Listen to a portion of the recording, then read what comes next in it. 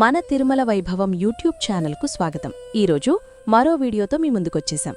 ఎన్నో ఆసక్తికర అంశాలతో మీ ముందుకొస్తున్న మన తిరుమల వైభవం ఛానల్ తప్పక సబ్స్క్రైబ్ చేయండి. ఇక వీడియోలోకి వెళ్ళిపోదాం.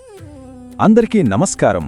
ఈరోజు మనం కేవలం ఒక పురాణ కథ వినబోట్లేదు, మనసుని శుద్ధి చేసి మన జీవితానికి ఓ కొత్త దిశానిర్దేశం చేసే ఒక అద్భుతమైన జ్ఞానంలోకి అడుగు పెట్టబోతున్నాం. అదే మాఘపురాణం. పాపాలను పోగొట్టి పుణ్యఫలాలనిచ్చే ఓ పవిత్రమైన మాసం యొక్క గాథ. ఒక్కసారి ఊహించుకోండి, కేవలం ఒక నెల, ఆ నెలలో చేసే ఒక చిన్న ఆచారం ఎన్నో ఏళ్లుగా పేరుకుపోయిన పాపకర్మలన్నింటినీ కడిగేస్తుందంటే ఎలా ఉంటుంది? అసలు ఈ ఆలోచన ఎంత అద్భుతంగా ఉంది కదూ. అంతేనా? ఈ బిజీ లైఫ్లో, ఈ పరుగుల ప్రపంచంలో పెద్దగా సమయం కేటాయించక్కర్లేకుండా రోజూ పాటించేంత తేలికైన ఒక పద్ధతితో అంతరంగ శుద్ధి సాధ్యమవుతుందా? ఇక ఆఖరిగా మోక్షానికి మార్గం ఏది అని ఒక గొప్ప రాజు తన గురువునడిగితే ఆయనకు తెలిసిన ఆ అద్భుతమైన రహస్యమేంటి? ఈ ప్రశ్నలన్నింటికీ సమాధానాలు ఈరోజు మన కథలో దొరుకుతాయి. సరే, ఇంకా ఆలస్యం ఎందుకు? ఈ అద్భుతమైన కథాస్రవంతిలో మనం కూడా మునిగిపోదాం. మన ప్రయాణం ఇక్కడిది కాదు, కొన్ని వేల సంవత్సరాల వెనక్కి వెళ్తుంది, ఋషులు మునులు తపస్సు చేసుకునే పవిత్రమైన నైమిషారణ్యానికి. అక్కడ ఆ పవిత్రమైన అడవిలో సౌనకాది మహామునులందరూ కలిసి లోక కళ్యాణం కోసం ఒక పెద్ద యజ్ఞం మొదలుపెట్టారు. ఒక బృహత్తరమైన యాగమన్మాట. అలా యజ్ఞం జరుగుతుండగా ఆ సభకి ఒక ప్రత్యేకమైన అతిథి వచ్చారు. ఆయన ఎవరో కాదు, సాక్షాత్తు వేదవ్యాసులవారి ప్రియ శిష్యుడు, పురాణ ఇతిహాసాలని అద్భుతంగా వివరించగల సూత మహాముని. సూత మహర్షి రాకతో ఆ ఋషులందరూ ఎంతో సంతోషించారు. ఆయనకున్న జ్ఞానాన్ని చూసి వినయంగా నమస్కరించి ఒక కోరిక కోరారు. స్వామీ, మాకు పద్మపురాణంలో ఉన్న మాఘమాస మహాత్మ్యం గురించి చెప్పండి. ఆ నెలలో ఏం చెయ్యాలి? అలా చేస్తే ఏం పుణ్యమొస్తుంది? దయచేసి మాకు వివరించండి అని అడిగారన్నమాట. వాళ్ల ప్రశ్న ఎంత ముఖ్యమైందో సూత మహర్షికి అర్థమైంది. అందుకే ఆయన నేరుగా సమాధానం చెప్పకుండా వాళ్ళని ఇంకో కథలోకి తీసుకెళ్లారు. అంతకంటే పాతదైన ఒక అద్భుతమైన సంభాషణను వివరిస్తూ కథలో మరో కథను మొదలుపెట్టారు. ఆయన చెప్పిన కథ శ్రీరామచంద్రుడి పూర్వీకుడైన దిలీప మహారాజుది. ధర్మాత్ముడైన ఆ రాజుగారు ఒకరోజు మనసులో ఏదో తెలియని భారంతో తన కులగురువైన వశిష్ఠ మహర్షి దగ్గరికి వెళ్లారు. వశిష్ఠులవారు సాక్షాత్తు బ్రహ్మదేవుడి మానసపుత్రుడు. దిలీప మహారాజు అడిగిన ఆ ప్రశ్న బహుశా ఈరోజు మనలో చాలామందిని వేధించే ప్రశ్నేమో. గురుదేవా, సంసారంలో ఉంటూ రాజుగా నా బాధ్యతలన్నీ నిర్వర్తిస్తూ పాపాల నుంచి బయటపడి మోక్షం పొందడం ఎలా సాధ్యం అని ఎంతో ఆర్తిగా అడిగాడు. దానికి వశిష్ఠ మహర్షి చెప్పిన సమాధానమే మనందరి కోసం తెరిచిన ఒక దైవీకమైన మార్గం. వశిష్ఠులవారు చిరునవ్వుతో, రాజా, నీ ప్రశ్నకు సమాధానం మన క్యాలెండర్లోనే ఉంది. సంవత్సరంలో ఒకే ఒక్క నెల, దానికి ఎంతటి ఘోరమైన పాపాలనైనా కాల్చి బూడిద చేసే శక్తి ఉంది. ఆ నెల పేరే మాఘమాసం అని చెప్పారు. ఇప్పుడు చూడండి ఎంత అద్భుతమైన విషయమో. అసలు మాఘం అనే పేరులోనే దాని శక్తి దాగుంది.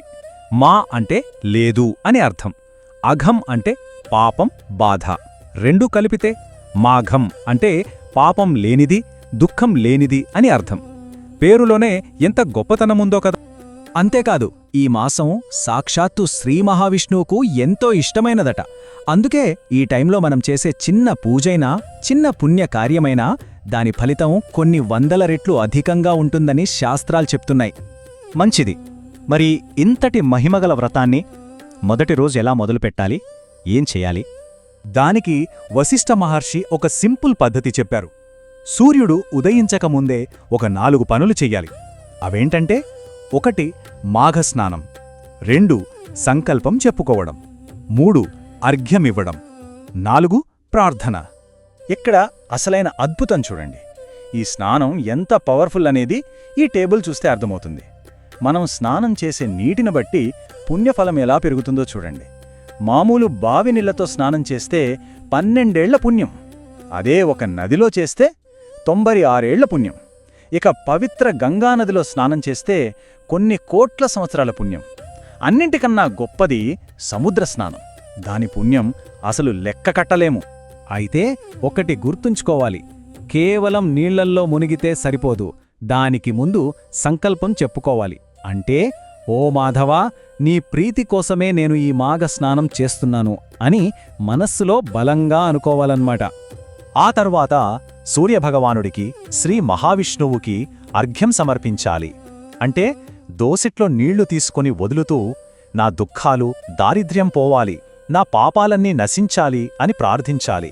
సరే, ఇప్పుడుదాకా కథ విన్నాం కదా. ఇప్పుడు మన ప్రయాణం మొదట్లో మనల్ని ఆలోచింపజేసిన ఆ 3 ప్రశ్నల దగ్గరికి మళ్ళీ వద్దాం. వాటికి సమాధానాలు దొరకాయో లేదో చూద్దామా? కర్మలను కడిగేసే ఆ పవిత్రమైన నెల ఏది అని అడిగాం. సమాధానం మాఘమాసం. శ్రీ మహావిష్ణువుకు అత్యంత ప్రీతిపాత్రమైన సమయమిది. బిజీ లైఫ్లో కూడా ఆచరించగల సింపుల్ రిచువల్ ఏంటి అని అడిగాం. అదే తెల్లవారుజామున చేసే మాఘస్నానం. కొన్ని వేల ఏళ్ల పుణ్యాన్నిచ్చేంత శక్తివంతమైనది. ఇక రాజు తెలుసుకున్న ఆ గొప్ప రహస్యమేంటి? మోక్షమనేది కేవలం ఋషులకు, మునులకు మాత్రమే కాదు. సంసారంలో ఉంటూ బాధ్యతలు నిర్వర్తించే ప్రతి ఒక్కరూ భక్తితో ఈ మాఘవ్రతాన్ని ఆచరిస్తే వాళ్ళు ఆ దైవ అనుగ్రహాన్ని పొందగలరు అనేదే ఆ రహస్యం. అయితే ఇది కేవలం మొదటి రోజు కథ మాత్రమే. ఈ మాఘపురాణం అనేది ఒక 30 రోజుల అద్భుతమైన ప్రయాణం. ప్రతిరోజు ఒక కొత్త కథ, ఒక కొత్త ఆశీర్వాదం. ఈ ప్రయాణం పూర్తయ్యేసరికి విష్ణుమూర్తి సంపూర్ణ అనుగ్రహం మనందరిపై ఉంటుంది. కాబట్టి ఈ పుణ్య ప్రయాణంలో ప్రతిరోజూ తప్పకుండా పాల్పంచుకుందాం. మళ్ళీ రేపటి కథతో కలుద్దాం. సర్వేజనా సుఖినోభవంతు. చూశారు కదా, ఒక మంచి వీడియో. ఇలాంటి మరిన్ని మంచి వీడియోల కోసం మన తిరుమల వైభవం ఛానల్ తప్పక సబ్స్క్రైబ్ చేయండి. మరియు ఈ వీడియో కూడా లైక్ మరియు షేర్ చేయండి. అన్నట్టు క్రింద డిస్క్రిప్షన్లో ఉన్న మన వాట్సాప్ ఛానల్ తప్పక ఫాలో అవ్వండి. అక్కడ మరిన్ని ఆసక్తికర విషయాలు తెలుసుకోవచ్చు.